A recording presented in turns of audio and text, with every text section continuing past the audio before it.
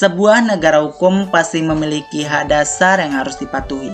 Begitu juga Indonesia.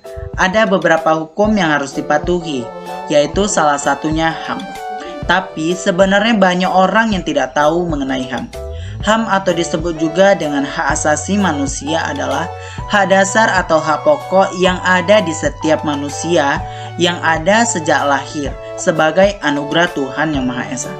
Yang mana hak ini tidak bisa diminta, dibeli, diambil maupun diwarisi. Nah, pada pembahasan kali ini kami akan membahas tentang bagaimana sih cara membantu penegakan HAM di Indonesia.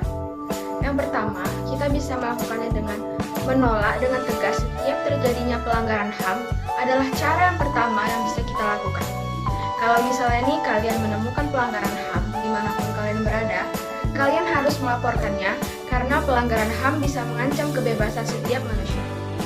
Yang kedua, yaitu bisa dengan cara mendukung dengan tetap bersikap kritis terhadap upaya penegakan HAM. Dengan cara memberikan bantuan kemanusiaan juga bisa dilakukan untuk membantu penegakan HAM yang dilakukan oleh pemerintah. Karena menjaga keamanan itu tidaklah mudah. Maka dari itu, kita harus membantu pemerintah supaya HAM yang ada di Indonesia semakin maju. Masih ada cara lain yang bisa membantu pemerintah untuk menjaga ketertiban hak asasi manusia di Indonesia. Selain faktor dukungan warga negara, ada pihak lain yang bisa membantu pemerintah, yaitu 1. Instrumen HAM, 2. Yaitu aparatur pemerintah seperti kejaksaan, kepolisian, dan kehakiman. Yang ketiga yaitu proses peradilan hak asasi manusia seperti tata cara penangkapan, perlindungan, sanksi, dan yang lainnya. Baiklah, selanjutnya adalah pertanyaan yang paling banyak dipertanyakan, yaitu sudahkah pelaksanaan hak asasi manusia di Indonesia ini berjalan dengan baik? Nyatanya belum, karena hal ini sudah terbukti dari beberapa kasus-kasus pelanggaran hak asasi manusia yang sudah terjadi di Indonesia. Kasus-kasus tersebut itu seperti peristiwa Trisakti, peristiwa Tanjung Priok, kasus pembunuhan Marsina, dan juga kasus ataupun peristiwa dari pembantaian anggota-anggota PKI. Nah, jadi mengapa hal ini masih banyak terjadi walaupun sudah banyak undang-undang yang mengatur tentang hak asasi manusia? Dan apa saja faktor penyebab dari terjadinya kasus-kasus tersebut? Dan bagaimana cara kita mencegah dari terjadinya kasus-kasus tersebut?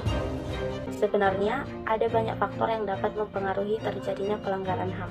Namun, secara umum, ada 2 faktor yang dapat mempengaruhi terjadinya pelanggaran HAM, yaitu faktor internal dan faktor eksternal. Faktor internal adalah faktor yang berasal dari dalam diri manusia, misalnya seperti sifat egois, sifat individualis, tidak adanya rasa toleransi dan rasa kemanusiaan, serta tidak adanya kesadaran terhadap pelanggaran HAM. Faktor eksternal adalah faktor yang berasal dari luar, misalnya seperti perangkat hukum yang tidak tegas, kurang lemahnya fungsi lembaga hukum, adanya diskriminasi, serta adanya pihak lain yang membantu aksi pelanggaran HAM. Memang, faktor-faktor penyebab tersebut tidak dapat dilangsungkan dihilangkan begitu saja, tetapi setidaknya kita dapat menguranginya melalui solusi-solusi yang ada. Solusi-solusi tersebut antara lain dengan mengadakan reformasi dalam tubuh aparat hukum dan peradilan. Selain itu dapat juga mengeluarkan peraturan perundangan yang tegas untuk menindak praktik pelanggaran HAM tersebut dengan mengadakan sosialisasi kepada masyarakat dan institusi peradilan tetap bagi identifikasian bentuk pelanggaran HAM.